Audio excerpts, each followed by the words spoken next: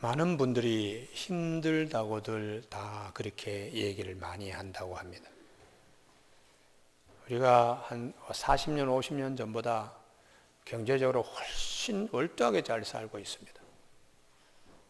힘들다고 하는 것은 경제적인 문제를 떠나서 행복 지수가 약하기 때문인데 40, 50년 전에 행복 지수는 지금보다 경제적으로 경제가 어렵고 하지만은 더 높았던 것은 가정이 건강했기 때문입니다.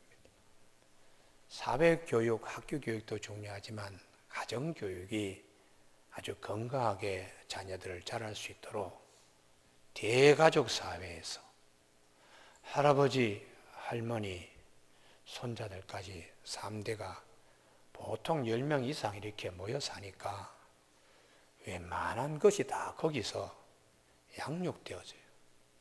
학교에서 요즘 학교 교육하지만은 사회에 나가서 웬만하면은 분노 조절이 안 돼가지고 폭발하고 KTX 타고 가다가 유리창을 깨가지고 뛰어내린다는 자살 소동도 하고 그런 일이 예전에는 없었습니다. 가정에서 다 그냥 웬만한 거 참을 수 있는 힘들을 건강하게 길러내었습니다.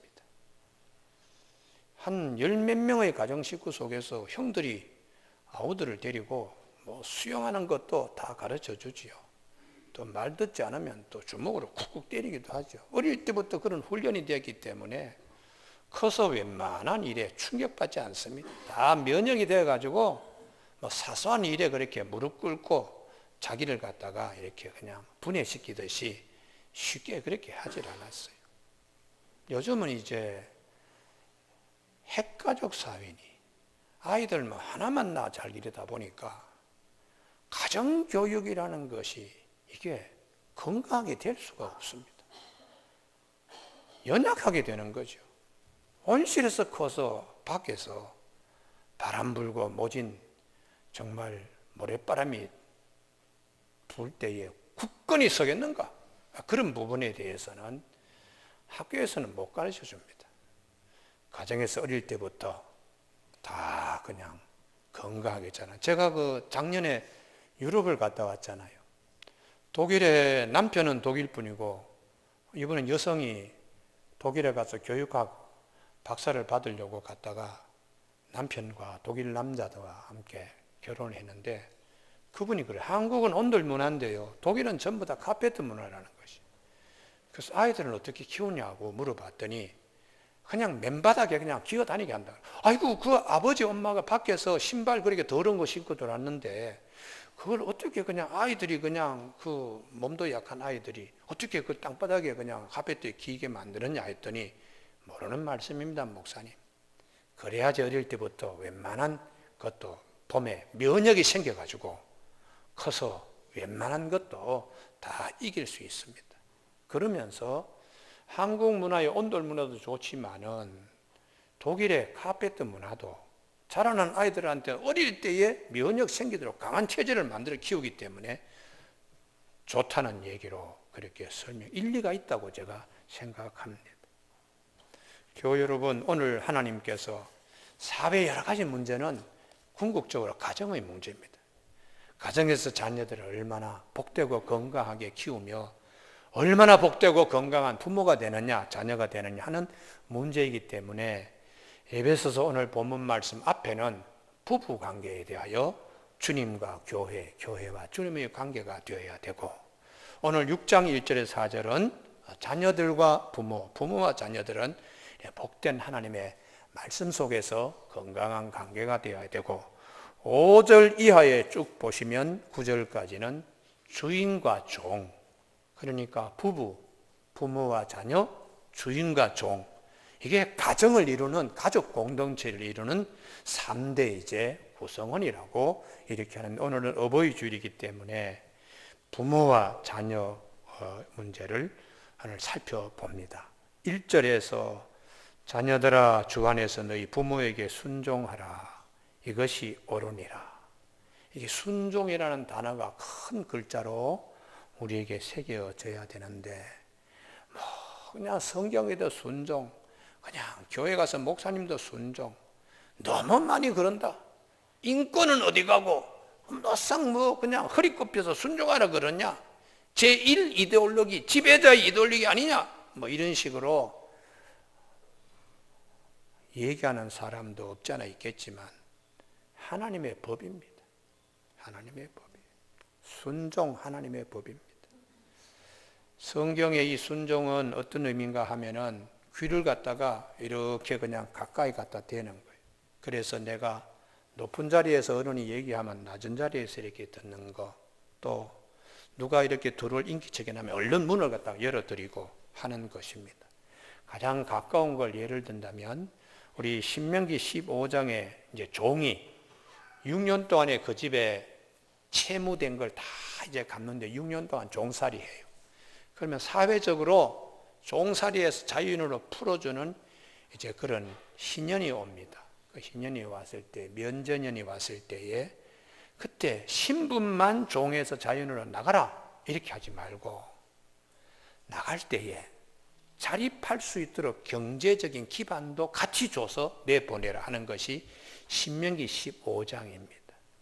그를 놓아 자유하게 할 때에는 빈손으로 가게 하지 말고 내 약물이 들에서와 타작마당에서와 포도주 틀에서 그에게 후히 줄지니. 이게 후히 준다는 말이 이게 아나커, 그래서 이게 양손에도 그냥 들게 하고 목에도 걸어져서 목을 들지 못하도록 숨이 그냥 컥컥 막힐 정도로 그냥 푹 줘서 내보내라. 곧 내 하나님 여호와께서 내게 복을 주신 대로 그에게 줄지니라. 이렇게 해요. 자, 신분도 자유인이요. 그리고 그냥 목에 숨을 쉬기 어려울 들기 어려울 정도로 양손에도 주고 목에도 걸어주고 이렇게 내보내라. 그래도 이 종이 주인님, 나는 주인님의 가정 식구가 되고 싶습니다. 신부는 종이지만은 주인님 가정 속에 한 가족으로 식솔로 있기를 원합니다. 그렇게 한다면 거절하지 말고 여보게 이리 와 해서 문에다가 그 종의 귀를 갖다가 딱 대고는 송곳으로 딱 쳐서 귀에 귀걸이 구멍을 내듯이 딱 그렇게 하라. 그게 통과 의례입니다. 그래? 우리 집에 꼭 있어야 되겠나? 자유인이 좋잖아. 그리고 내가 이만큼 많이 해주는데도 꼭 우리 집에 있기를 원해? 우리 가족이 되고 싶기를 원해? 예, 주인님. 저는 죽을 때까지 종의 신분이라도 주인님 집에 가족 일원이 되고 싶습니다. 그러면 이리 와. 성경 말씀이 이렇게 하라고 그랬으니까 하고는 귀를 문에다가 딱 대고서는 이렇게 송곳으로 딱 쳐서 귓구멍을 내라. 그 이유가 주인님이 무슨 말씀을 하시든 내가 순종하겠습니다 하는 약속의 표시입니다. 자, 우리가 이게 굉장히 중요해요. 마음에 거슬려 가지고 그냥 이게 골랐을 때에, 뚜껑이 열렸을 때에 순종이라는 것이 어떻다 하는 것을 그때 귀를 갖다가 이렇게 딱 문에 대가지고 딱 쳤을 때 그 마음을 잃지 말아야지. 서로 불편함이 없지. 서로 불편함이 없지. 그렇게 이제 말하는 것이죠. 우리가 가족 식구들 가운데 자녀들아 주 안에서 너희 부모에게 순종하라. 이것이 옳으니라. 부모님의 말씀이 귀에 거슬려. 그래서 그냥 듣기 싫은데 맨날 그 잔소리를 그냥 나에겐 소낙비처럼 그렇게 하시면 되겠느냐고 이렇게 이제 할 때는 부모님과 자녀 사이의 관계가 깨지게 됩니다. 깨지게 되기 때문에 성경 말씀을 기억해서 부모님에게 순종해야 되는 것은 이유는 하나님의 계명이기 때문입니다. 2절 내 아버지와 어머니를 공경하라. 이것은 약속이 있는 첫 계명이니 10계명 가운데 1계명에서 네 번째 계명 안식일을 거룩히 지키라까지는 하나님에 관한 계명이라면 5계명부터 10계명까지 다 사람에 관한 계명이에요. 도적질하지 마라, 살인하지 마라, 간음하지 마라, 탐내지 마라, 거짓말하지 마라. 다 사람과의 관계에 대한 것입니다. 그 중에 첫 번째 계명이 부모님 공경하라 하는 하나님의 계명이니까 우리가 부모님을 잘 섬기고 공경해야 합니다. 그래서 출애굽기 20장 12절에 내 부모를 공경하라 그리하면 내 하나님 여호와가 내게 준 땅에서 내 생명이 길리라 그렇게 말하고 있습니다. 부모를 공경하라 했을 때에 공경하는 것은 이게 히브리 말로 카바드라는 뜻인데요. 가슴에 무거운 돌을 안고 텐트 속으로 들어오는 겁니다. 텐트를 유지하려고 그러면 기둥을 세워가지고 바람이 불면은 기둥이 제 역할을 못하니까 기둥이 넘어지지 않도록 가슴에다가 큰 돌을 안고 와가지고 기둥 옆에다가 턱 놔가지고 기둥을 받쳐주는 거예요. 그러니까 우리 집이 무너지지 않는 것은 이 큰 돌이 있어서 기둥이 세워지고 텐트가 무너지지 않는다. 부모님의 위치가 그렇다는 거죠. 부모님의 위치가 카바드라고 할 때에 큰 돌을 안아가지고 그걸 집에 들어올 때 큰 돌의 무게만큼이나 우리의 가정이, 우리의 집이 무너지지 않고 지켜주시는 부모님, 그 가치를 인정하는 것입니다. 그런데 반대로 신명기 27장 16절에 그 부모를 경홀히 여기는 자는 저주를 받을 것이라. 반대에 경홀히 여긴다, 약하게 여긴다 하는 이 카라라고 하는 단어인데, 이거는 말뚝이 있으면 짐승을 이렇게 줄에 매어가지고 수개월 내에 두면은 막 빙글빙글 돌다가 말뚝 한쪽이 이렇게 그냥 홈이 나가지고 파이는데, 그 글자 라메드를 따봐가지고 옆에다가 강에다가 이렇게 낚시할 때에 낚싯바늘 있죠. 그걸 이렇게 같이. 그러니까 기둥 옆에의 낚싯바늘, 그거 두 단어 가지고 경홀히 여긴다는 거예요. 이게 말뚝 같은 분을 낚싯바늘처럼 여기는 거. 부모님이 어릴 때는 부모님이 말뚝 같은 분이 기둥처럼 보이는데, 이제 점점 철이 들면 부모님은 부모님은 하고 말뚝을 말뚝처럼 여기다가 본인이 힘도 있고 재력도 있고 경제력도 있고 사회적인 뭐 있으면 부모님은 그때 쭈글쭈글해. 힘도 없고 그냥 연약하고 이빨도 다 빠지고, 그럴 때는 말뚝 옆에 있는 조그만 낚싯바늘 하나처럼 여기는, 이게 경홀히 여기다 카라라는 뜻입니다. 우리가 그래서 부모님을 말뚝 같은 분, 또 무거운 돌을 이렇게 들고 와가지고 우리 가정을 세워주시는 이런 분이라는 인식에서, 아이고 그냥 이제는 조그만 분이구나 이렇게 여기면 저주를 받을 것이다, 그렇게 말씀을 하는 것입니다. 가정을 이루어가는데 온갖 풍상 속에서 인생이 무엇인지, 가정을 지키기 위해서 얼마나 귀한 그 든든한 분이신가, 묵직한 이 돌을 들고 와서 텐트 옆에 기둥에다가 툭 이런 뒀듯이 이 돌이 있어야 우리 가정이 든든하다 하는 그 인식을 절대로 바꾸지 말라. 그냥 나중에는 말뚝 옆에 있는 낚싯바늘처럼 그렇게 여기지 말라라고 가르쳐 줍니다. 부모가 자식에게 쏟는 사랑은 변하지 않습니다. 그래서 내 아버지와 어머니를 경홀히 여기지 말고 공경하라고, 그러면 내 하나님이 내게 주신 땅에서 내가 생명이 길고 복을 누릴 것이라고 그렇게 말씀합니다. 저 창세기 9장에 노아 홍수 끝나고 어려움이 없죠. 하나님이 무지개 언약도 다 죽어요. 그러니까. 그래서 노아가 이제 아주 그냥 포도농사 짓고, 그의 포도주를 이제 담게 되었는데 너무 맛이 좋아요. 혼자 너무 지나치게 이제 과음을 했는지 몸에서 열이 푹푹 나고 살갗이 포도주 색깔처럼 벌겋게 되어가 텐트 속에 있는데, 가나안의 아비 함이 아버지를 말뚝보다 더 귀한 기둥처럼 여겨야 되는데 낚싯바늘처럼 여깁니다. 오! 아버지, 아이고. 그리고는 그 치부를 형제들에게 와서, 야, 아버지 봐. 저 술 취해가지고 벌겋게 저렇게 그냥 누워서 있는데, 아이고, 아버지가 아버지답지 않다고. 이러고 형을 보니까, 이 셈과 야벳이 말뚝 같은 아버지를 기둥처럼 보고서는 그 담요를 말아가지고 두 형제가 뒤에 짊어지고는 아버지의 부끄러운 부분을 보지 않으려고 그걸 톡 떨어뜨리고 쭉 이렇게 펴드리고 그리고는 뒤를 돌아보지도 않고 나왔어요. 술이 깨가지고 정신을 차린 노아가 과정을 읽어내고서는 이 녀석 말뚝을 바늘처럼 여겨 함을 직접 저주하지 못하고 한 달이 걸러서 천리라고 손자 가나안을 저주합니다. 가나안의 합이 함으로 말미암아 가나안이 저주를 받게끔.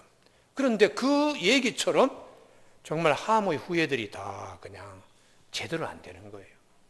그런데 아버지를 술 취해가지고 그렇게 그냥 벌겋게 온몸이 달아오른 아버지를 말뚝을 기둥처럼 여긴 셈과 야벳은 노아가 축복하기를 하나님이 이들을 축복하라고 그렇게 했습니다.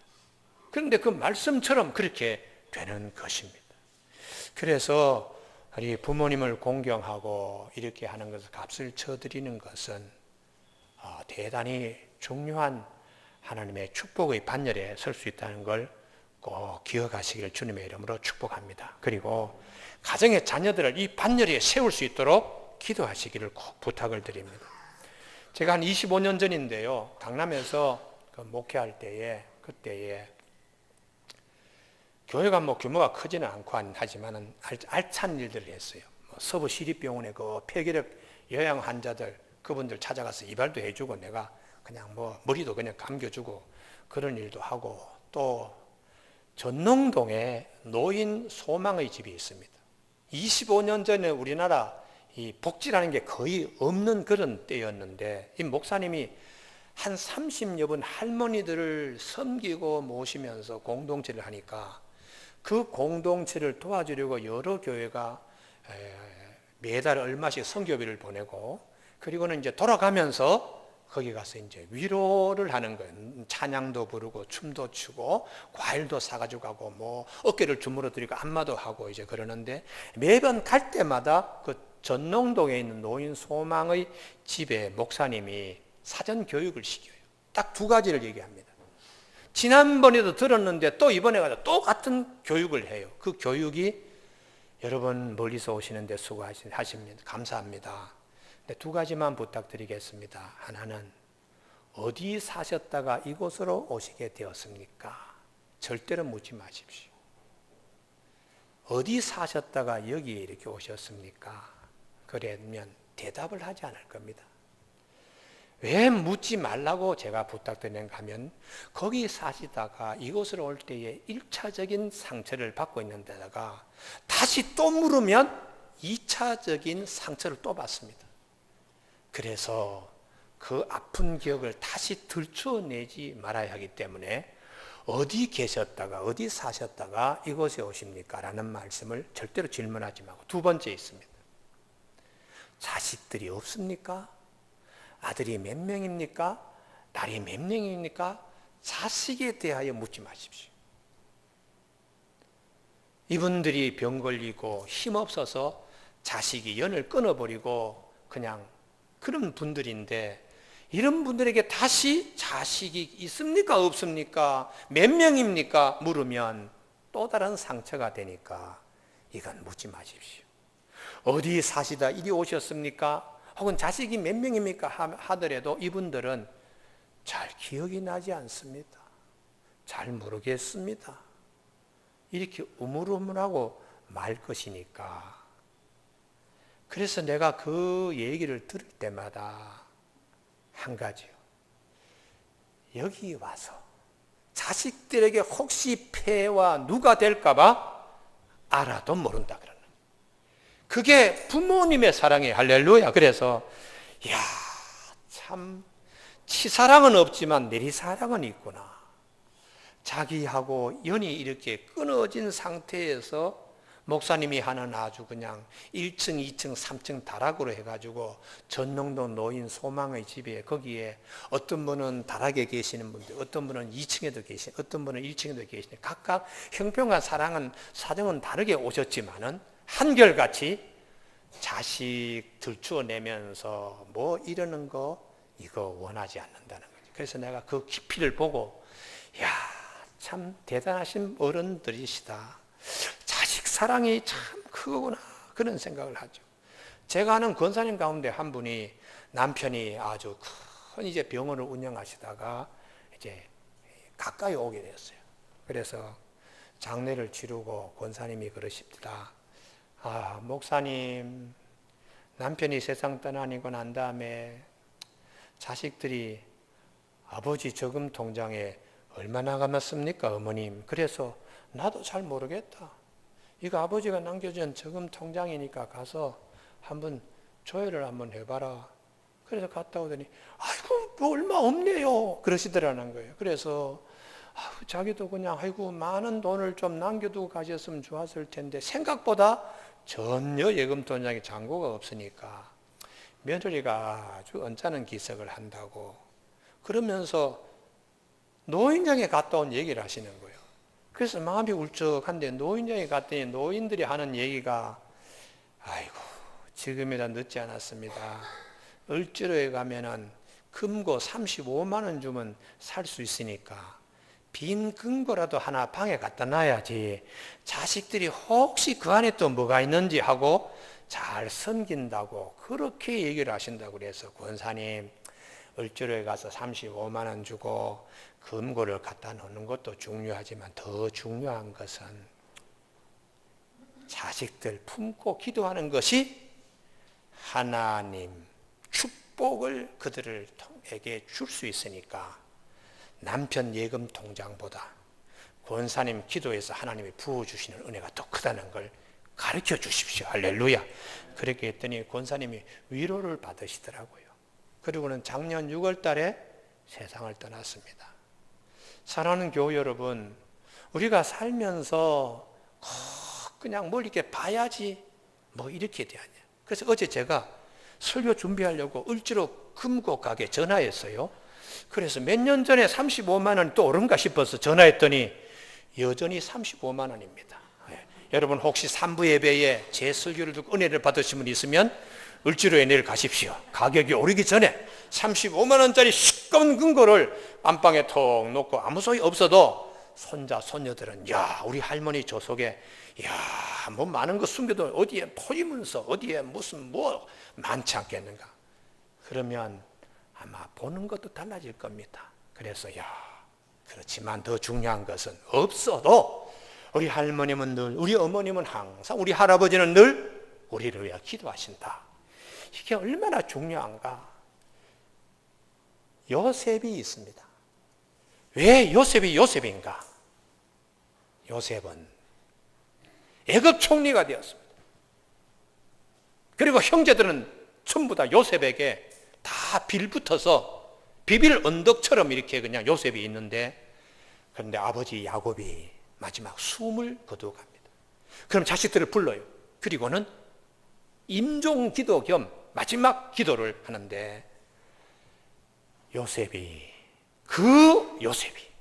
애굽의 총리인 요셉이 두 아들을 야곱의 손자지요. 붙들고 아버지 앞에 기도받으러 나가요. 이게 아버지 야곱은 아무것도 없습니다. 그러나 아버지의 기도는 그대로 이루어진다는 믿음을 가지고 있는 거 할렐루야. 그래서 두 아들을 데리고 마지가 므낫세고 둘째 녀석이 에브라임이니까 큰 녀석이 오른쪽에 그리고 작은 녀석이 왼손으로 축복받을 길을 하고 데리고 갔더니 이 아버지가 손을 이렇게 X자로 해가지고 둘째를 오른손으로 첫째를 왼손으로 이렇게 기도하는 거예요. 그래서 아버지 첫째가 므낫세인데요 므낫세를 오른손으로 해주세요. 나도 안다 누가 첫째인지. 그러나 이게 하나님의 뜻이야 하고 에브라임을 오른손으로 놓고 기도하는 거예요. 그때 요셉이 아무 얘기하지 않습니다. 아버지께서 더 잘 아시니까.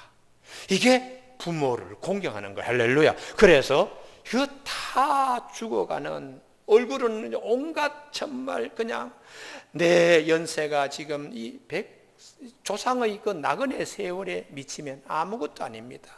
그러면서 했던 머리가 하얀 야곱이 얼굴에 주름이 세월의 그 길이를 얘기하는 깊은 골이 빠져 있는 거기에도 우리 아버지의 기도를 내가 꼭 그냥 이 아들에게 꼭 받게 해야 되겠다고 요셉이 두 아들을 붙들고 아버지 야곱에게 나가는 그 장면을 우리가 생각한다면 요셉이 아버지 야곱에 대한 공경과 그 무게 그리고 그에 대한 순종 하나님의 축복의 통로로 부모님을 보시는 믿음이 얼마나 귀한가 하는 것을 성경은 말씀해 주고 있습니다.